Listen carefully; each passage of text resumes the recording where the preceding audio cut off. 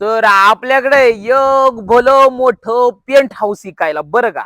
आणि ते पण कुठं आपल्या कात्रज मध्ये महाबळेश्वरच्या फील सकट एकदम भारी सोसायटी आणि सोबत स्विमिंग पूल, दोन स्वतंत्र पार्किंग आणि हे 3 बेडरूम मध्ये असा येऊ दिसतोय म्हणून सांगू तुम्हाला की दिली एकदम गार्डनच हो जात आहे. सोबत भली मोठी गार्डन स्पेस आहे.